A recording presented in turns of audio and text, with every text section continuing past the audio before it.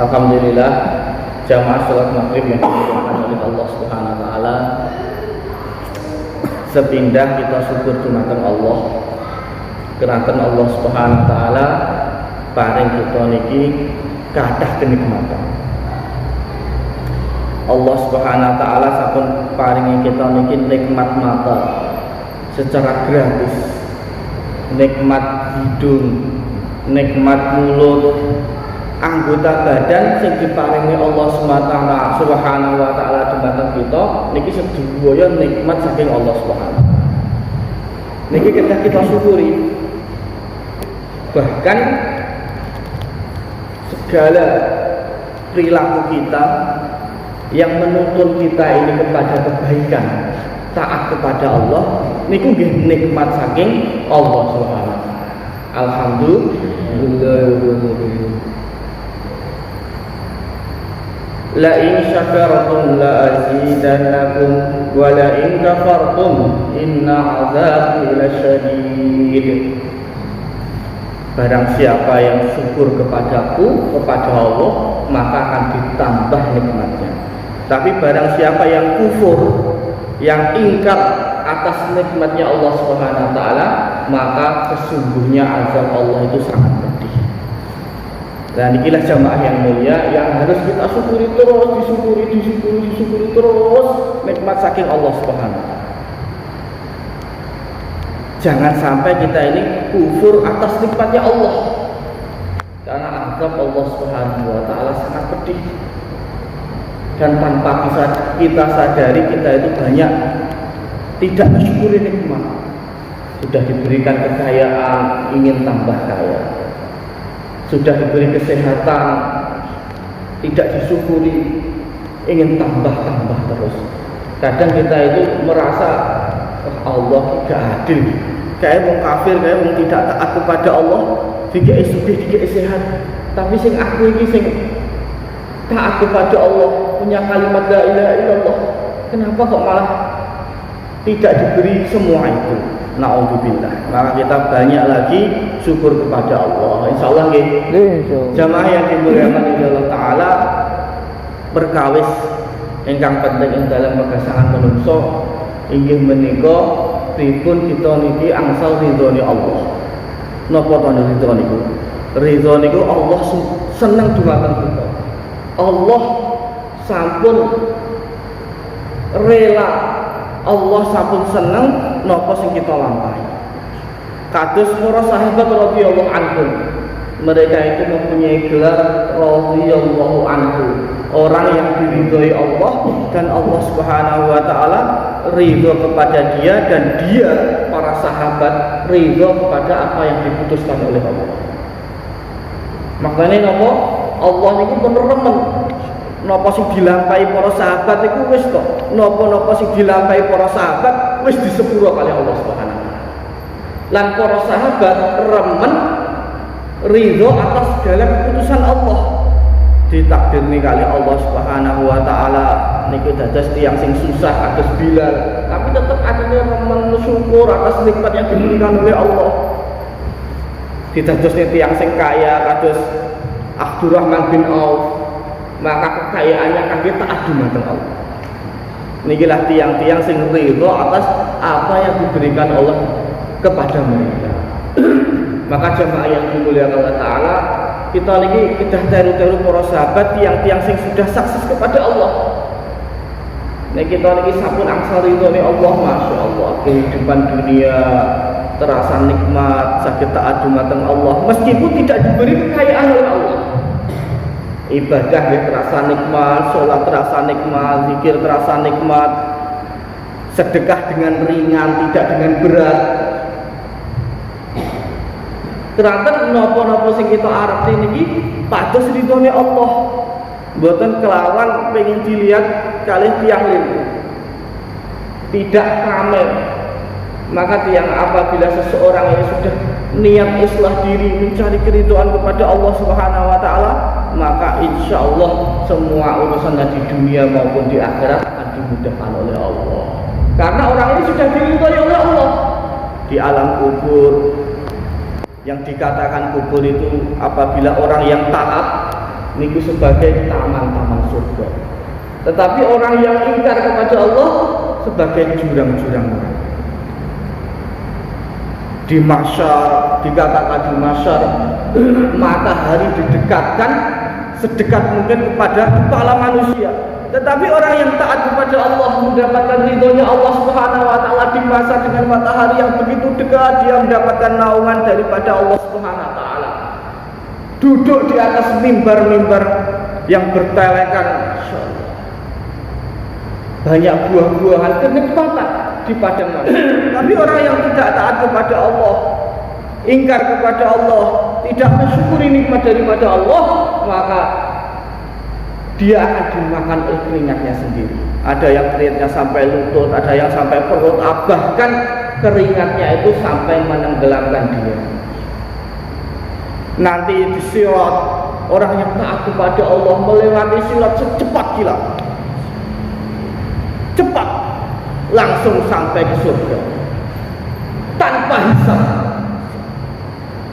Tetapi jemaah yang dimuliakan Allah Ta'ala, orang yang tidak taat, yang tidak syukur kepada Allah, melewati siratnya Masya Allah, baru merangkak saja, berjalannya sambil merangkak, tidak bisa sambil berdiri, karena saking lemahnya amalannya, saking lemahnya imannya. Berjalannya merangkak, dikatakan dalam satu riwayat, api neraka itu sebagaikan gantol-gantol yang mengait orang yang sedang berjalan di atasnya. Maka api neraka ini, na'udzubillah, apabila orang ini lemah dalam amal, ini mau digantal-gantal oleh api neraka sehingga kakinya terseset, sehingga Masya Allah tubuhnya tercabik-cabik. Bahkan ada yang tidak selamat sehingga masuk ke dalam neraka. Yang selamat itu dalam keadaan na'udzubillah, dalam keadaan tubuhnya sudah sobek-sobek dengan gantal-gantal api neraka. Inilah pentingnya ridhonya Allah Subhanahu wa taala. Dan nanti di mizan, di timbangan, orang yang asal ridhonya Allah Subhanahu wa taala masuk surga tanpa hisab, tidak dipertanyakan lagi oleh Allah Subhanahu wa taala. Masya Allah. Saat niki kita niki apabila ditanya oleh Allah, satu paku saja yang menempel di rumah itu 40 tahun belum habis. Bagaimana rezeki yang didapatkan, dari mana rezeki yang didapatkan, dibelanjakan kemana, untuk apa, bertujuan untuk apa, banyak. Menikah juga begitu, bekerja juga begitu, menghidupi anak juga begitu. Dituanyakan semua, sampai ibadah ditanyakan oleh Allah Subhanahu wa taala. Maksudnya ibadah untuk apa? Untuk mencari ridho Allah kah? Untuk mencari ketenaran kah? Untuk mencari pamor kah? Ditanyakan oleh Allah Subhanahu wa taala. Sehingga jemaah yang dimuliakan Allah Subhanahu wa taala, dalam satu riwayat dikatakan ada seorang yang diberikan harta oleh Allah, sehingga hartanya itu disedekahkan kanan kiri atas bawah, tidak ada satupun orang yang tidak disedekahi, tidak ada satupun orang yang diberi yang terlewat dari sedekahnya. Tetapi setelah ditanya oleh Allah, apa maksudmu bersedekah, dikatakan oleh orang itu, saya untuk mencari ridhomu ya Allah. Allah mengatakan, kamu dusta, kamu sedekah agar dibilang orang yang dermawan. Maka orang ini dicampakkan ke dalam neraka. Na'udzubillah. Orang yang kedua, orang yang alim, yang paham tentang agama, ditanya oleh Allah Subhanahu wa taala, ahli ilmu, ilmumu kamu gunakan untuk apa? Dia mengatakan, ya Allah, ilmu saya ini saya gunakan untuk mengajak orang kepada kebaikan, untuk mengajari anak-anak baca Al-Quran, untuk memberitahukan mana yang hak, mana yang batil. Maka Allah, zat yang paling tahu bagaimana hati manusia. Kamu dusta, kamu ingkar, kamu mempelajari ilmu agar kamu disebut sebagai ulama, orang yang alim, dan gelar itu sudah kamu dapatkan di dunia. Maka sekarang silahkan kamu masuk ke dalam neraka. Kemudian dihadirkan lagi oleh Allah, oleh malaikat orang yang ketiga.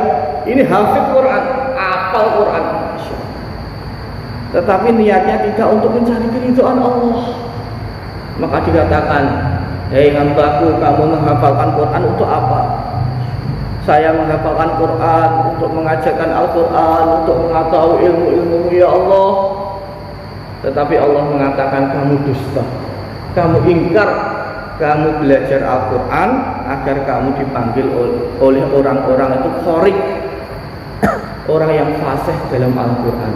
Dan gelar itu sudah kamu dapatkan di dunia, dan sekarang kamu gelarannya kamu masuk neraka. Na'udzubillah min dzalik. Maka jamaah yang dimuliakan Allah Ta'ala, ini bagaimana pentingnya keridhaan Allah, mencari ridha Allah, niat untuk islah diri, niat untuk memperbaiki diri, senantiasa mencari keridhaan Allah. Insya Allah ya, Insya Allah. dan masuk surga tanpa hisab, orang yang dapat ridhonya Allah Subhanahu wa Ta'ala. Maka jamaah yang dimuliakan Allah Ta'ala, para sahabat ini sudah mampu mendapatkan ridhonya Allah Subhanahu wa Ta'ala. Ini bagaimana caranya? Karena mereka senantiasa imannya lurus kepada Allah, yakinnya betul kepada Allah, tidak mensyirikkan Allah, senantiasa meminta memohon hanya kepada Allah. Inilah para sahabat radhiyallahu anhum, imannya lurus kepada Allah, imannya lurus kepada malaikat Allah, imannya lurus kepada Rasul Allah, para nabi, imannya lurus kepada hari akhir, imannya lurus kepada kitab Allah, imannya lurus kepada takdir baik dan takdir buruk, segalanya datang dari Allah.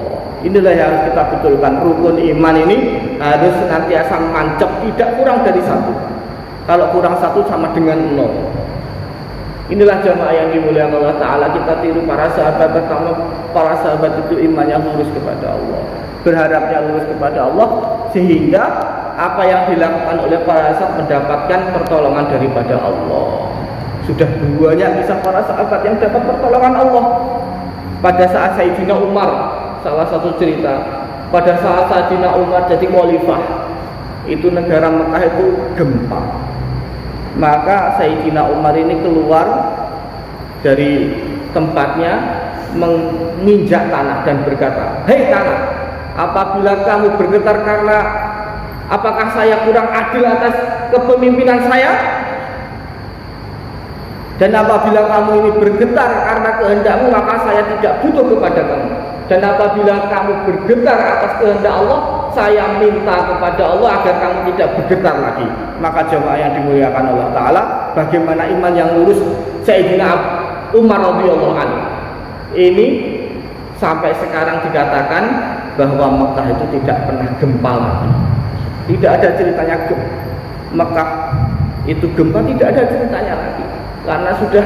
Karena ini orang yang diridhoi oleh Allah, meminta kepada Allah Sayyidina Umar, maka dikabulkan oleh Allah. Ini salah satu orang yang diridhoi oleh Allah. Kemudian Sayyidina Tamim Ad-Dari radhiyallahu taala anhu. Ini orangnya taat kepada Allah, senantiasa mencari keridhaan Allah. Maka saat Khalifah Umar juga, gunung di salah satu kota Mekah meletus. Maka apa yang dikatakan oleh Sayyidina Umar, Tamim, suruh itu lahar yang keluar kembali kepada asalnya. Kemudian Sayyidina Tamim Ad-Dari ini berjalan dengan membawa sorbannya, menggiring lahar yang keluar dari gunung seperti halnya orang menggiring kambing masuk ke kandangnya. Api ditundukkan oleh Allah kepada para sahabat. Ini kata mereka, para sahabat radhiyallahu anhum, mencari keridhaan Allah, taat kepada Allah, yang difikir namun taat kepada Allah, menjauhi maksiat kepada Allah. Maka tidak mungkin lagi. Maka perkara seperti itu mungkin saja akan terjadi pada umat akhir zaman sekarang ini, jamaah yang mulia. Akan terjadi juga. Dikatakan bahwa nanti imannya umat akhir zaman seperti imannya para sahabat. Masya Allah. Jadi dunia betul-betul ditundukkan oleh umat akhir zaman karena mereka mengamalkan agama dengan sempurna. Mereka taatnya kepada Allah sempurna, tidak mau maksiat kepada Allah, senantiasa menjaga amal-amal mereka, senantiasa menunaikan perkara yang hak, merantas perkara yang batil, senantiasa menunaikan hak, tidak menuntut hak. Maka semua niat insya Allah. Maka jamaah yang dimuliakan Allah Ta'ala, inilah perkara yang kita inginkan, perkara yang harus kita usahakan. Dan yang pertama, usahanya kita perbaiki iman. Yang kedua, kita senantiasa mujahadah di dalam amal. Senantiasa mujahadah di dalam amal, menjauhi maksiat kepada Allah, senantiasa taat kepada Allah. Apabila satu kampung itu semuanya taat kepada Allah, maka Allah Subhanahu wa Ta'ala akan buka keberkahan dari langit dan dari bumi. Segala dimudahkan oleh Allah Subhanahu wa Ta'ala. Segalanya digampangkan oleh Allah Subhanahu wa Ta'ala. Kenapa kalau kita ini banyak masalah, datang masalah satu masalah selesai, datang masalah yang lain, bahkan masalah yang lain yang satu ini belum selesai sudah datang lagi masalah. Masya Allah. Kemungkinan karena hubungan kita ini kepada Allah kurang baik. Apabila hubungan kita kepada Allah ini baik, insya Allah akan dimudahkan oleh Allah Subhanahu wa Ta'ala. Rahmatnya Allah Subhanahu wa Ta'ala itu luas. Jangan sampai kita itu menyekat daripada rahmat Allah. Kita berharap kepada Allah dengan amal yang sedikit ini dapat diterima oleh Allah Subhanahu wa Ta'ala dan diterima oleh Allah Subhanahu wa Ta'ala. Insyaallah nggih. Bagaimana senangnya Allah Subhanahu wa Ta'ala kepada hambanya yang beristighfar kepada Allah. Dikatakan dalam satu riwayat, Allah Subhanahu wa Ta'ala itu senang kepada hambanya yang hambanya ini meminta ampun kepada Allah, istighfar kepada Allah. Lebih senang kepada hambanya melebihi ada apabila ada satu orang yang sedang perjalanan, dia ini berteduh di bawah satu pohon. Maka saat dia berteduh, hewan tunggangannya ini hilang.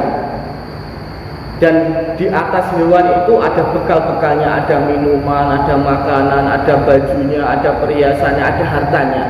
Saat dia berteduh, hewan itu hilang. Kemudian dia cari sehingga dia itu jenuh, sehingga dia itu putus asa dengan perbuatannya itu. Kemudian dia memutuskan, ya sudah, saya kembali saja ke bawah pohon tadi, saya tunggu sampai mati saya. Dia kembali ke bawah pohon, dia menunggu ajalnya. Dan setelah dia bangun, dia melihat ada hewan tunggangannya yang hilang tadi kembali lagi. Betapa senangnya dia itu, Masya Allah. Pasti senang sekali. Begitu juga Allah Subhanahu wa Ta'ala apabila melihat hambanya senantiasa istighfar meminta ampun kepada Allah, melebihi senangnya orang yang kehilangan hewan tunggangannya tersebut. Maka kita banyak istighfar kepada Allah. Insyaallah ya, banyak istighfar kepada Allah. Maka jemaah yang dimuliakan Allah Ta'ala, yang pertama kita perbaiki niat, perbaiki amal, terus kita istighfar kepada Allah. Dan yang terakhir kita doa kepada Allah supaya Allah Subhanahu wa Ta'ala ini ridho. Terus sehari 17 kali minimalnya. Ihdinas siratal mustaqim, ihdinas siratal mustaqim. Ya Allah, tunjukilah saya jalan-jalan yang lurus. Jalannya siapa? Minan nabiyyin wasyuhada wassolihin wa hasuna ulaika rafiqa. Para nabi, para syuhada, para sholihin, dan orang-orang yang mengikuti mereka. Maka apabila perkara-perkara ini kita tawajuh sungguh-sungguh, kita akan dapatkan keridhaan Allah, maka kita akan dimudahkan segala urusan. Kita banyak urusan karena kita kurang baik kepada Allah. Insyaallah ya.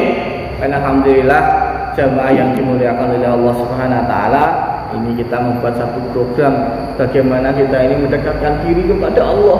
Niatnya untuk islah diri, mencari keridhaan Allah. Di open di masjid, kita tinggalkan sebentar urusan-urusan dunia untuk bagaimana memperbaiki iman, bagaimana memperbaiki amal.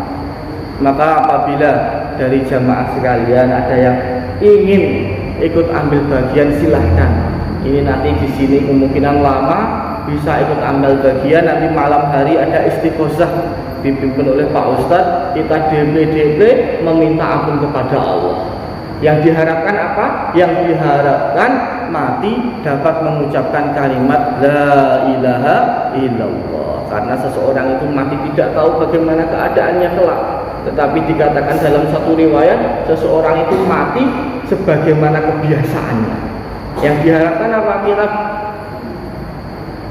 ke masjid, nanti yang diharapkan mati dalam keadaan di masjid, mati dalam keadaan memperjuangkan agama. Insyaallah nggih, sedaya niat nggih. Alhamdulillah jamaah yang dimuliakan Allah taala. Semua yang benar datangnya dari Allah, yang buruk-buruk apabila ada kesalahan itu pasti dari kebodohan saya karena saya kurangnya belajar. Maka demi kesempurnaan majelis kita tutup dengan doa kafaratul majelis. Subhanallah bihamdihi, subhanallah wa bihamdika, asyhadu an la ilaha illa anta, astaghfiruka wa atubu ilaik. Assalamualaikum warahmatullahi wabarakatuh.